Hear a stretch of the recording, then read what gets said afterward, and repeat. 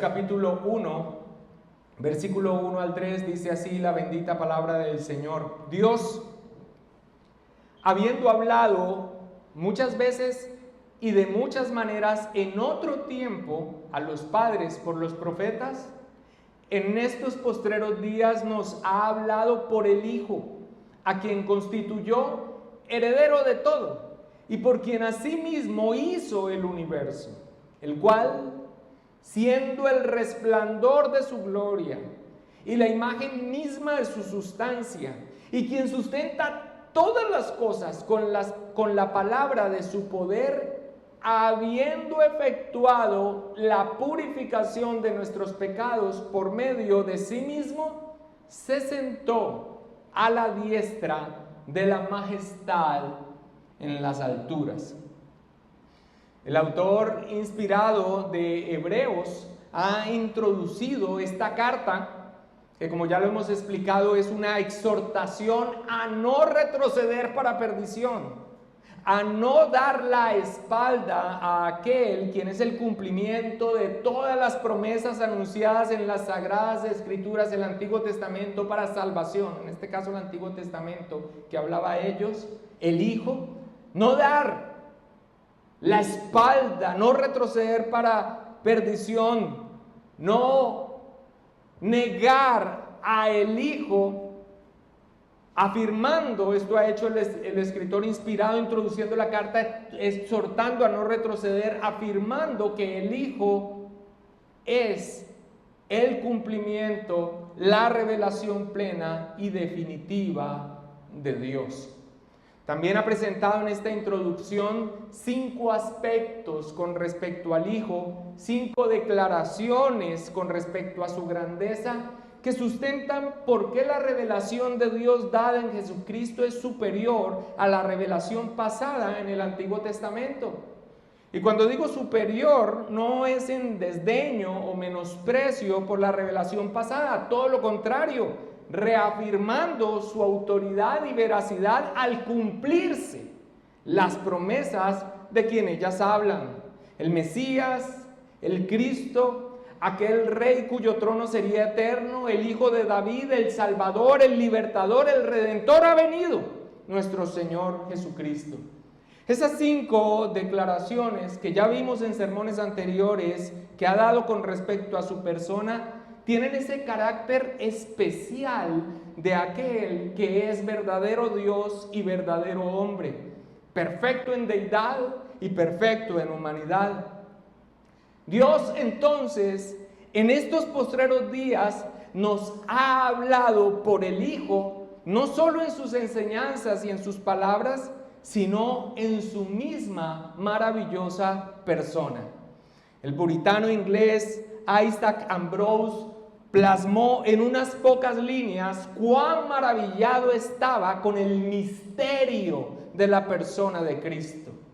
Maravillado de que el Verbo fuera un bebé incapaz de hablar una palabra, de que la vida fuera mortal, de que el poder estuviera en el dominio de un pobre carpintero, de que se instruyera a la sabiduría, de que la infinitud creciera en estatura, de que se alimentara el sustentador de todas las cosas y que todo esto fuera el preámbulo y solo el comienzo de sus sufrimientos.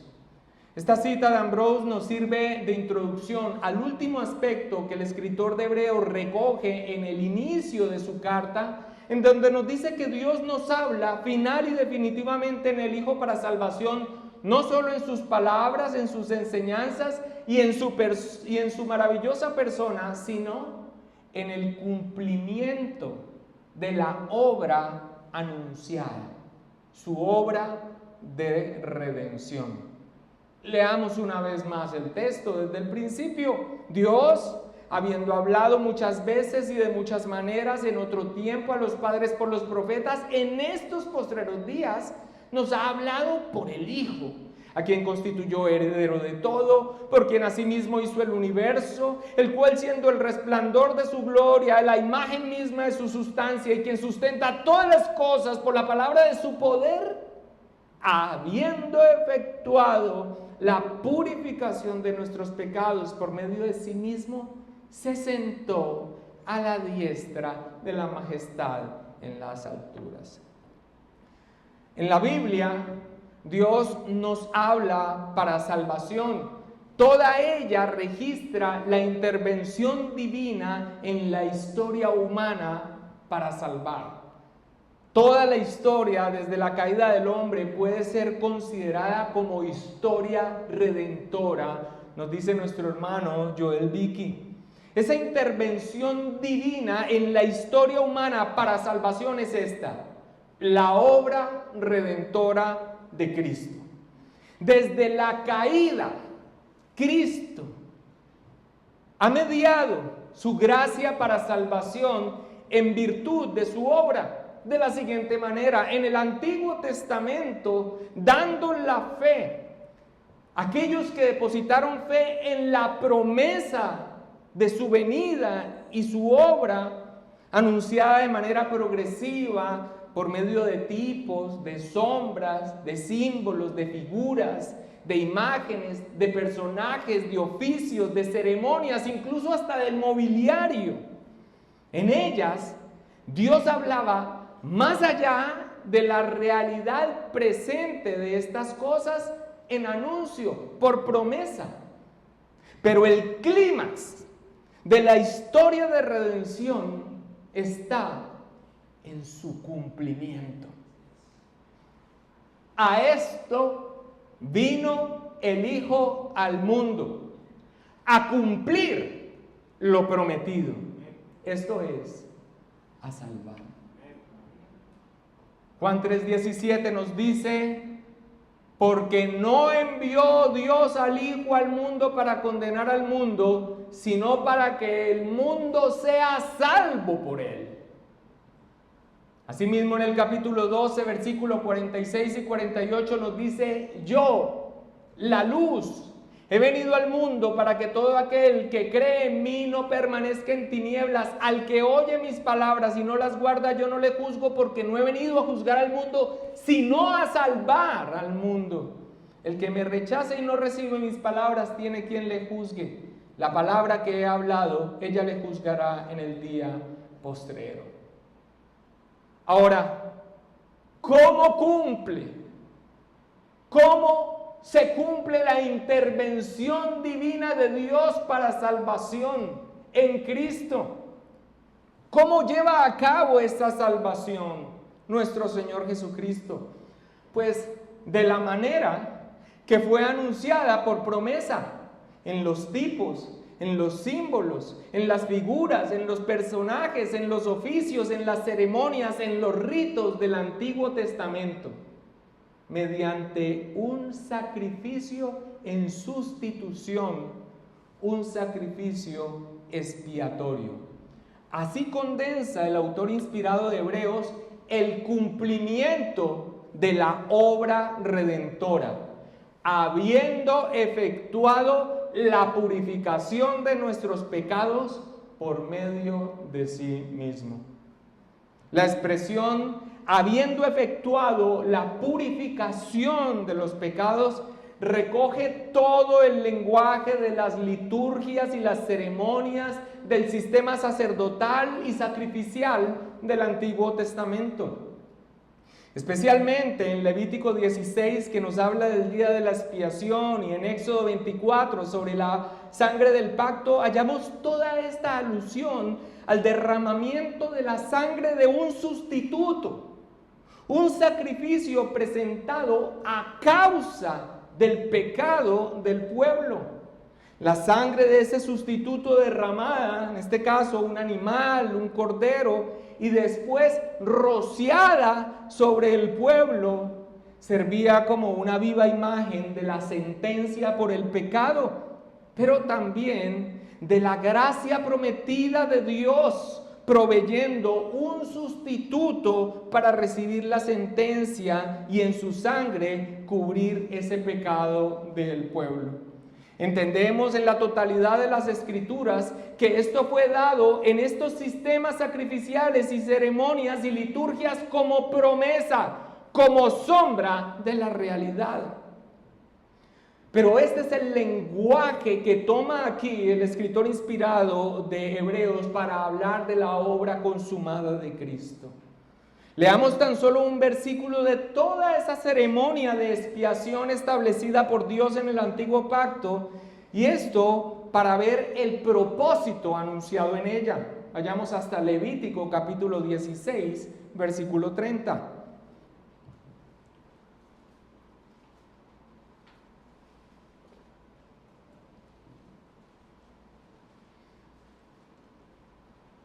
Allí en Levítico capítulo 16 el Señor da toda la especificación acerca de lo que se debía hacer en ese día de la expiación y de los sacrificios.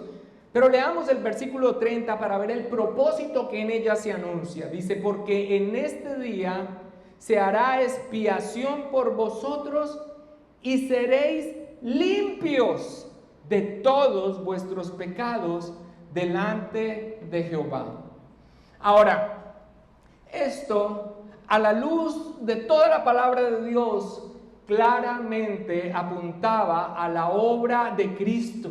Era dado por promesa anunciando la obra de Cristo, porque la sangre de esos animales no satisface la justicia de Dios y mucho menos puede limpiar los pecados en virtud de sí mismo. Nosotros en su momento expondremos en detalle este texto, que vamos a ir a él, pero quiero que lo leamos por favor para ver que esto anunciado por promesa en esta ceremonia, aun donde se habla de la purificación o de la limpieza de los pecados, no era la realidad en sí mismo. Vayamos a Hebreos capítulo 10, versículo 1 y 4. Hebreos capítulo 10, versículo 1 al 4.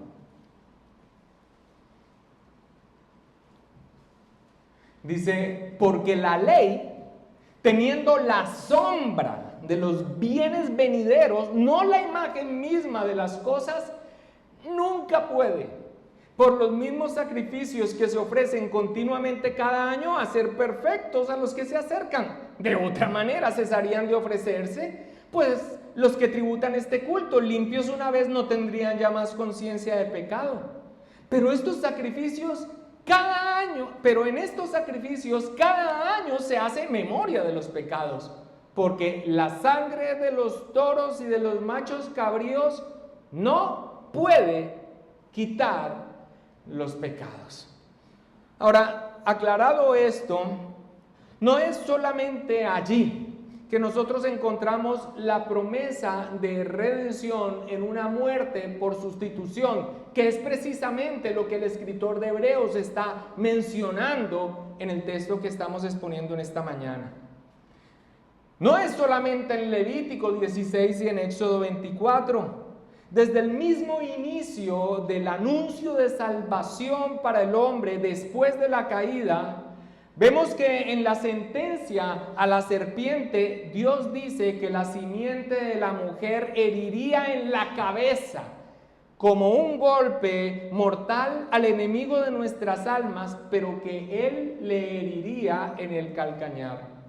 A la serpiente se le permitió infligir daño en la humanidad de Cristo mientras le asestaba el golpe mortal en la cruz del Calvario.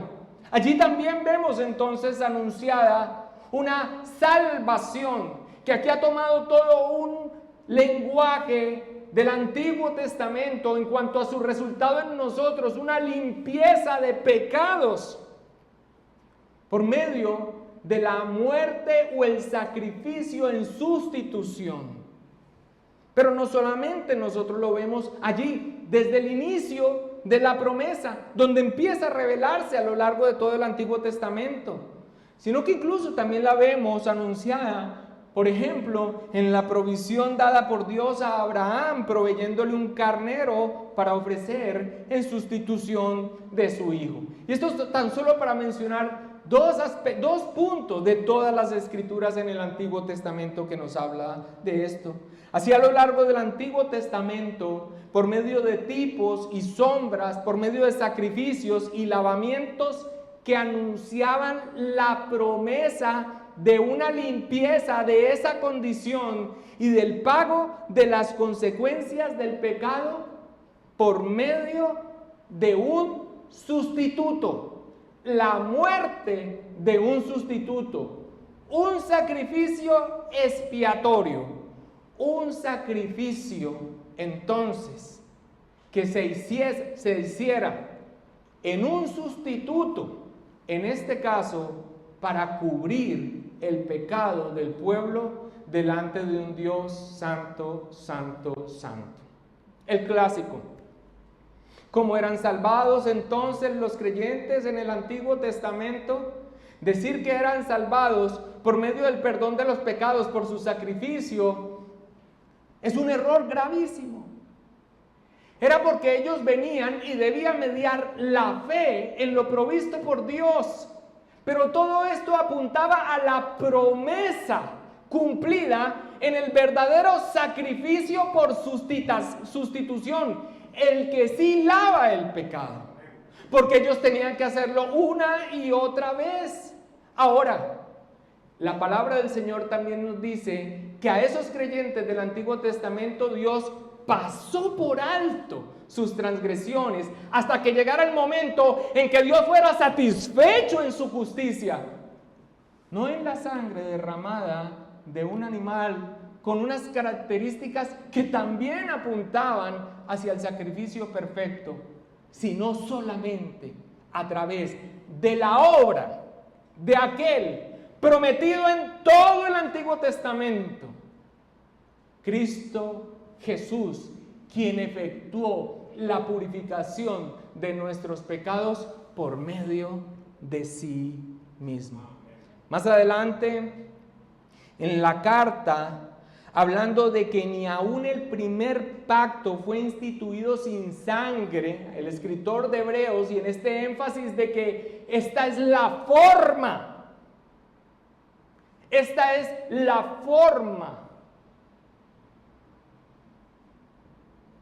en que Dios ejecuta salvación para quienes Él determinó soberanamente, manifestando su santidad y su justicia, derramando su ira, su gracia para salvación a través de la muerte de un sustituto.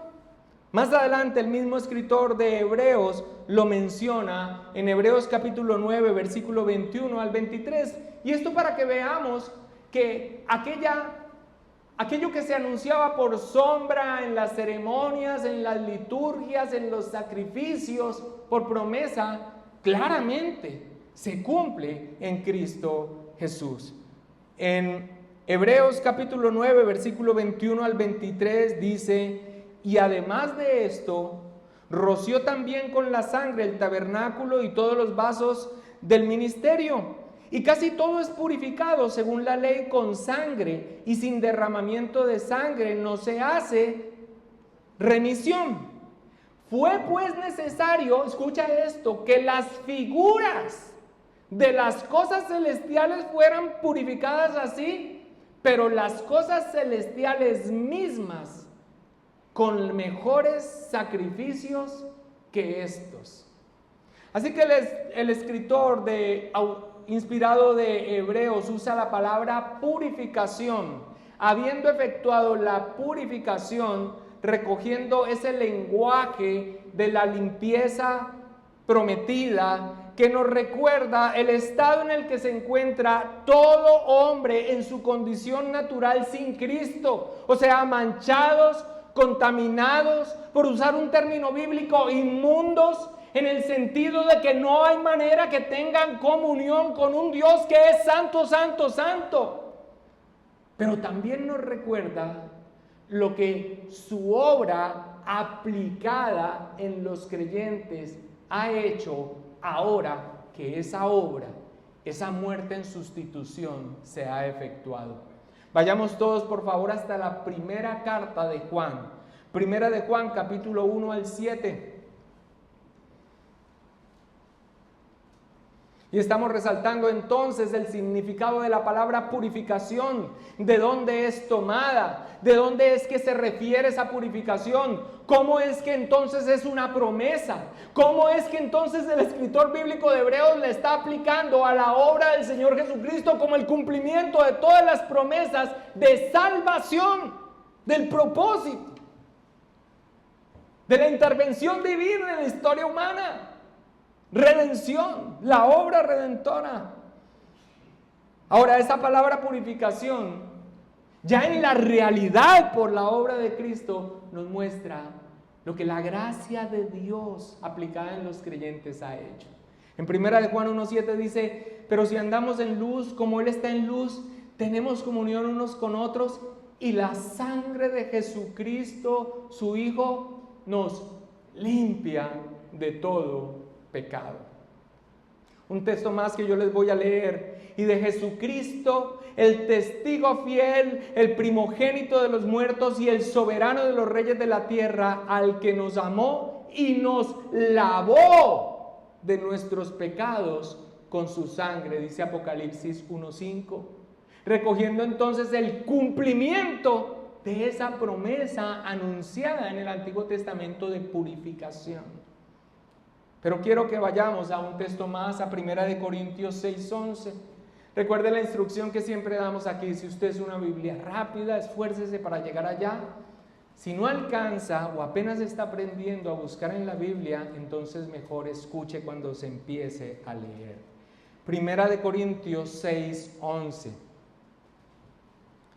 Hablando de un listado de lo que es las obras de la carne, lo que es básicamente la vida de una persona sin Cristo, de pecado, dice: y esto erais alguno, mas ya habéis sido ¿qué? Lavados, ya habéis sido santificados, ya habéis sido justificados en el nombre del Señor Jesús y por el Espíritu de nuestro Dios. ¿Cómo es entonces que Cristo efectúa su obra de redención?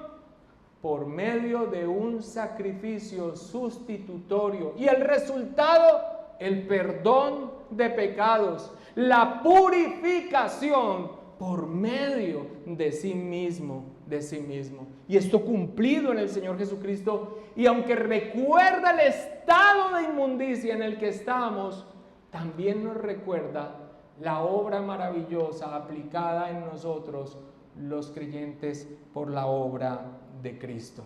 Ahora, la obra de redención de nuestro Señor Jesucristo es más amplia y no se limita solo a su sacrificio en sustitución, pagando la pena por los pecados de todos aquellos que el Padre le dio desde la eternidad pasada, sino que también tiene que ver con su vida perfecta. En este último versículo de 1 de Corintios podemos apreciar esto cuando dice: ya habéis sido lavados, ya habéis sido santificados, ya habéis sido justificados.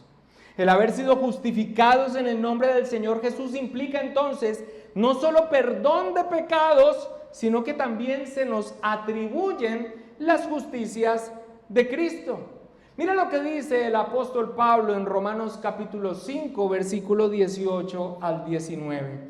Y estoy dando esta aclaración, como ya lo voy a mencionar, porque aunque aquí el escritor de Hebreos recoge la palabra purificación, que claramente muestra cómo hemos sido salvados por la obra de la muerte de un sustituto, la obra de redención del Señor Jesucristo es más amplia.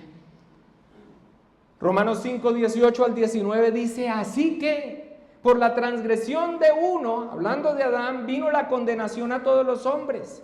De la misma manera, por la justicia de uno, hablando de Cristo, vino a todos los hombres la justificación de vida. Porque así como por la desobediencia de un hombre los muchos fueron constituidos pecadores, así también por la obediencia de uno los muchos serán constituidos justos. Pero aunque la obra de redención de nuestro Señor Jesucristo es más amplia aún, frecuentemente la palabra de Dios hace referencia a toda ella, aludiendo a su muerte en la cruz. habiendo efectuado la purificación de nuestros pecados, es entonces una declaración de la obra de redención consumada a través del sacrificio de nuestro Señor Jesucristo en la cruz del Calvario. Y esto, como vimos, como un cumplimiento de lo anunciado en las Sagradas Escrituras en el Antiguo Testamento. Ahora, hermanos, no es el propósito de este sermón ahondar en el tema del sacrificio sustitutivo del Señor Jesucristo y cómo en Él se cumple todo lo anunciado en el sistema sacrificial, en el sistema sacerdotal, en el sacrificio de los animales, en la sangre derramada, en el establecimiento de un nuevo pacto en su sangre, en la labor del sumo sacerdote que ofrece ese sacrificio, en las características de la víctima que era ofrecida, en el orden y el significado del mobiliario mismo en el santuario, el tabernáculo, el propiciatorio y el orden superior del sacerdocio que tiene el Señor Jesucristo. A eso vamos a dedicar probablemente un par de decenas de sermones, si no es que más, cuando expongamos los capítulos del 7 al 10. Pero aquí nos detenemos principalmente en la afirmación del cumplimiento de la promesa de la redención anunciada. La promesa de toda la palabra de Dios es salvación en Jesucristo. Así ha empezado el escritor de Hebreos, yendo al fundamento de la fe de todos los creyentes. La bendita palabra del Señor. Ha mostrado entonces al Hijo como el cumplimiento, como la revelación plena, suficiente, total, completa, perfecta de Dios. Ha mostrado las características de la grandeza del Hijo, para después mostrarlo como el cumplimiento de todo lo que se anuncia. ¿En dónde? En el fundamento de la fe, la palabra de Dios. ¿Y cuál es la promesa? ¿Cuál es la promesa? Visión y éxito para tu vida. No.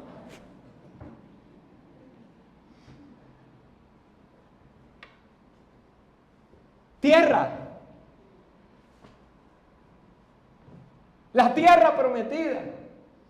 La tierra prometida, el reposo, el descanso. Todo lo anunciado en el Antiguo Testamento se cumple en Cristo. Y la promesa esencial de la intervención divina en la historia humana, que es una historia de redención, es la obra redentora en Cristo Jesús. Así lo está entonces presentando. Esas escrituras en las que ustedes dicen confiar, tienen su cumplimiento en Cristo Jesús. La salvación la efectuó Cristo por medio de la purificación de los pecados, ofrecida por sí mismo. Un sacrificio en sustitución. David Burr comenta: no vino primordialmente para darnos ejemplo de cómo hemos de vivir, ni para dejarnos un cuerpo de enseñanza ética, si bien es cierto que nos dejó su enseñanza y su ejemplo. Ni siquiera vino con la intención principal de revelarnos solamente el carácter de Dios, aunque es cierto que Él es el resplandor de la gloria y la imagen misma de su sustancia, lo cual nos hubiera dejado con una visión de santidad de Dios y su perfección, pero sin acceso a ella. La primera intención de su venida fue esta: efectuar la purificación de nuestros pecados por medio de sí mismo.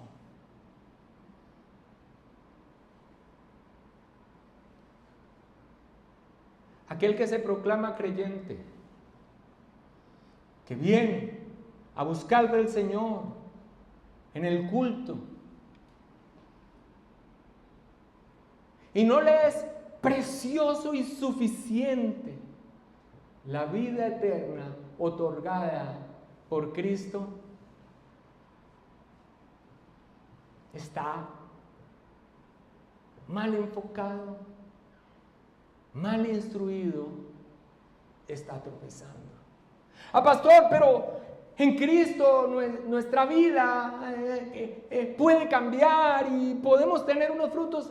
Todo esto es el resultado de esa obra de Cristo de salvación aplicada a nosotros. Es más, todo aquel que pretenda llevar una vida haciendo la voluntad de Dios sin la base de la salvación ganada por Cristo para nosotros, empieza a hacer un esfuerzo que le desgasta y después o se pone una careta de cumplimiento o se rinde porque es imposible.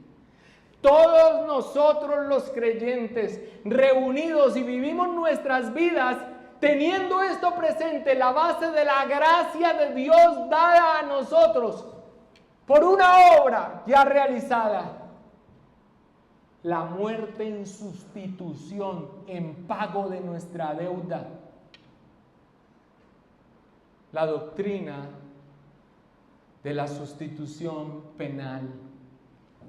Alguien pagó la deuda que debíamos nosotros pagar durante la eternidad en el infierno a causa del pecado. Purificados nuestros pecados, lavados con la sangre de Cristo. Ese es el fundamento y el motor para vivir vidas que glorifiquen a el Señor. Ahora, hay un nivel más profundo en la declaración que encontramos aquí de Jesucristo como el cumplimiento de la promesa de Dios para salvación. Y es que el texto dice, habiendo efectuado la purificación de nuestros pecados por medio de sí mismo. El Señor Jesucristo no solo se ofrece a sí mismo como el sacrificio, Él es el Cordero que quita el pecado del mundo, sino que a la vez Él cumple el papel del mediador. Él es el verdadero sumo sacerdote que ofrece el sacrificio en representación del pueblo. Una figura también importantísima, anunciada en el Antiguo Testamento. Vayamos a Hebreos capítulo 9, versículo 24 al 26. Hebreos capítulo 9, versículo 24 al 26. Nos dice, porque no entró Cristo en el santuario hecho de mano, figura del verdadero, sino en el cielo mismo para presentarse ahora por nosotros ante Dios. Y no para ofrecerse muchas veces como entra el sumo sacerdote en el lugar santísimo cada año con sangre ajena. De otra manera le hubiera sido necesario padecer muchas veces desde el principio del mundo. Pero ahora en la consumación de los siglos se presentó una vez para siempre por el sacrificio de sí mismo para quitar de en medio el pecado. Todo lo que por sombras es anunciado en el antiguo pacto en cuanto a la expiación por el pecado, por promesa, a través del sistema sacrificial, del orden sacerdotal, de la labor del mediador y de su oficio mismo en el santuario, se cumple en la realidad espiritual, en nuestro Señor Jesucristo. Así que esta afirmación de la obra de Cristo consumada, pero con esta característica por medio de sí mismo, muestra entonces que no solamente es la víctima ofrecida, el Cordero perfecto, sino que también es el que cumple un papel importantísimo que nosotros vemos anunciado en todo el Antiguo Testamento, y es el del mediador. El que también como representante del pueblo se presenta delante de Dios para ofrecer sacrificios por la expiación del pecado. Él es entonces el sacrificio, Él es también quien lo presenta. Hebreos 8, 1 al 6 dice, todos estos textos los veremos en detalle desmenuzados, pero no es necesario citarlos. Hebreos 8, 1 al 6 dice, ahora bien, el punto principal de lo que venimos diciendo es que tenemos tal sumo sacerdote, el cual se sentó a la diestra del trono de la majestad en los cielos, ministro del santuario y de aquel verdadero tabernáculo que levantó el Señor y no el hombre, porque todo sumo sacerdote está constituido para presentar ofrendas y sacrificios, por lo cual es necesario que también éste tenga algo que ofrecer. Así que si estuviese sobre la tierra, ni siquiera sería sacerdote, habiendo aún sacerdotes que presentan las ofrendas según la ley, los cuales sirven a lo que es figura y sombra de las cosas celestiales, como se le advirtió a Moisés cuando iba a erigir el tabernáculo, diciendo, mira, haz todas las cosas conforme al modelo que se te ha mostrado en el monte. Pero ahora, tanto mejor ministerio es el suyo, cuanto es mediador de un mejor pacto establecido sobre mejores promesas. Encontramos entonces más profundidad en Jesucristo como el cumplimiento de la redención anunciada, porque Él no solo es el que purifica, Él no solo es el Cordero, Él no solo es el sustituto sin mancha que es ofrecido, sino que Él mismo es el mediador. Él es el sumo sacerdote, Él es el intercesor que presenta el sacrificio en representación nuestra ante Dios. Pero también Jesucristo, en esta sola expresión final del versículo 3, es presentado aún con más intensidad en otros aspectos de cumplimiento de todo el Antiguo Testamento, cuando nos dice que Jesucristo también es el Rey Redentor anunciado. ¿Dónde?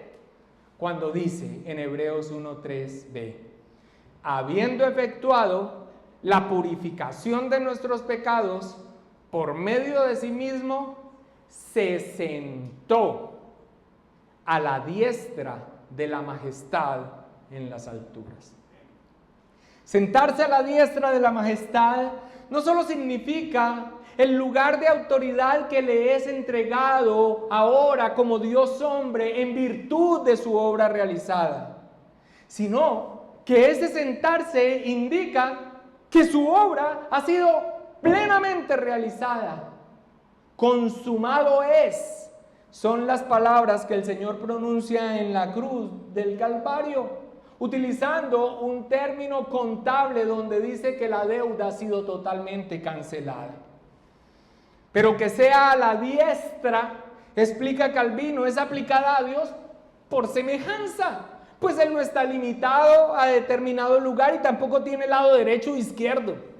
La colocación de Cristo en tal caso no significa otra cosa que su reino entregado a Él por el Padre, y la autoridad a la que aquí se refiere significa que ante su nombre se doblará toda rodilla. Siendo así, Él debe ser amado a causa de su redención y adorado a causa de su grandeza real. Y que sea en las alturas no solo indica su ascensión en gloria al cielo, sino la suprema condición de exaltación en la que ahora reina hasta que todos sus enemigos sean puestos por estrado de sus pies. ¿Eso dice allí? Eso dice en habiendo efectuado la purificación de nuestros pecados por medio de sí mismo, se sentó a la diestra de la majestad en las alturas. Sin dudas. Y es lo que realizará a lo largo de toda la carta. Jesucristo y su supremacía. ¿En qué sentido? ¿En qué sentido es superior? Que Él es la realidad. Que Él es la promesa cumplida.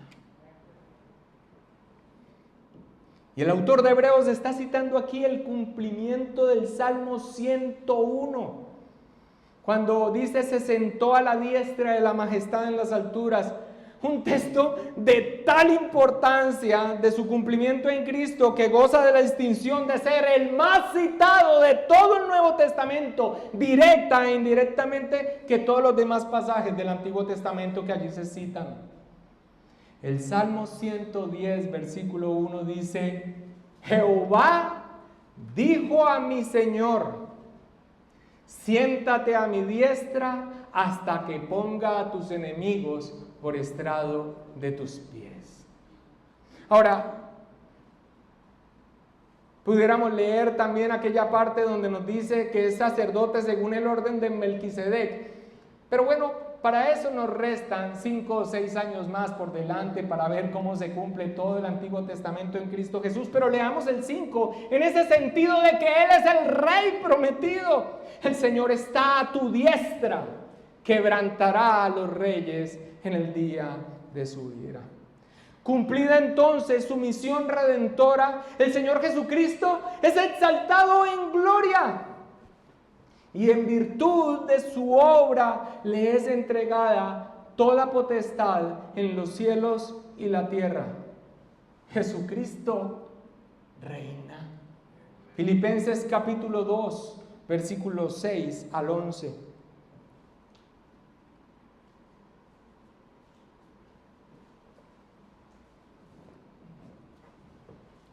El cual, Filipenses 2, 6 al 11, el cual, siendo en forma de Dios, no estimó el ser igual a Dios como cosa que aferrarse, sino que se despojó a sí mismo, tomando forma de siervo, hecho semejante a los hombres, y estando en la condición de hombre, se humilló a sí mismo, haciéndose obediente hasta la muerte y muerte de cruz. Por lo cual, Dios también le exaltó hasta lo sumo y le dio un nombre que sobre todo nombre, para que en el nombre de Jesús se doble toda rodilla de los que están en los cielos y en la tierra y debajo de la tierra, y toda lengua confiese que Jesucristo es el Señor, para gloria de Dios Padre. Ahora, hermanos, en esta sola expresión, habiendo efectuado la purificación de nuestros pecados por medio de sí mismo, se sentó a la diestra de la majestad en las alturas. Muchos han visto una alusión al ministerio de Cristo en su estado de humillación, pero también en su estado de exaltación. O sea, a toda la obra del Hijo de Dios hecho carne. Y cuando se refiere a su estado de humillación, se refiere al tiempo desde su concepción, su encarnación hasta su muerte. Y cuando se refiere a su estado de exaltación, es desde su resurrección en gloria y exaltación a la diestra de la majestad como el Rey, pero también a su regreso para juzgar y establecer la consumación de su reino. ¿Y de qué nos habla esto, mis amados hermanos? Nos habla también del total cumplimiento de las promesas en Cristo. ¿Cómo? Joel Vicky sobre esto señala que Dios dio testimonio de la humillación y la exaltación de su Hijo de diferentes maneras en el Antiguo Testamento. Por ejemplo, Él es la piedra que los constructores rechazaron, pero que Dios hizo la piedra angular de su glorioso templo viviente, la iglesia. Él es el siervo sufriente, pero también es el siervo exaltado en Isaías. Él es el varón de dolores, pero también el que sería ensalzado y exaltado muy en alto. Pero si acaso, como los torpes discípulos, no pudiéramos verlo en las sagradas escrituras del Antiguo Testamento anunciado, ni distinguirlo en su estado de humillación y en su estado de exaltación anunciado, entonces que Él mismo nos redarguya, nos instruya y abra nuestros miopes ojos al leer el Antiguo Testamento, como lo hizo con aquellos torpes discípulos deprimidos camino a Emaús. Lucas 24, versículo 25 al 27. Cristo es el cumplimiento. Cristo es el tema, el centro, el propósito, la promesa, el cumplimiento de todas las sagradas escrituras. Esto es lo que nos está diciendo el escritor de Hebreos, aludiendo a la base, al fundamento de la fe, a aquellas personas que estaban tratando de dar marcha atrás.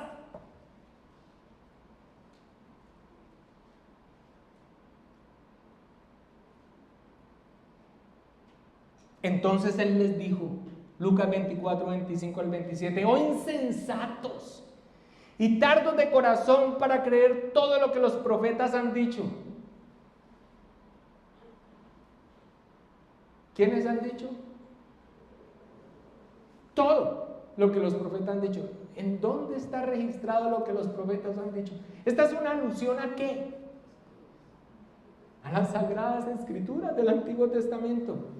Y esto es lo que han dicho, que no era necesario que el Cristo padeciera estas cosas, estado de humillación, y que entrara en su gloria, estado de exaltación, y comenzando desde Moisés, o sea el Pentateuco, y siguiendo por todos los profetas, o sea el resto de las escrituras del Antiguo Testamento, le declaraba, ¿en dónde? En todas las escrituras lo que de él decía. Ahora, por si aún alguien no ve el pleno cumplimiento de todas las promesas dadas bajo el antiguo pacto en Cristo, le invito a considerar lo que en la exposición de solo estos 3 primeros versículos de la carta a los Hebreos ha estado a la vista de nuestros ojos a lo largo de todas estas exposiciones y que tal vez aún no hayamos visto. ¿Qué, pastor? Que ante nosotros, y mira el sentido de cumplimiento, mira el sentido de anunciado, en formas, en personajes, en ceremonias, en tipos, en liturgias, en oficios. En el Antiguo Testamento, mira cómo en ese sentido, ante nosotros, el escritor de Hebreos en estos 3 versículos ha presentado a Cristo como el cumplimiento de aquellos principales oficios que prefiguraban su obra en el Antiguo Testamento, que cumplían una labor fundamental de la relación del pueblo con Dios. El profeta, ¿qué hacía el profeta?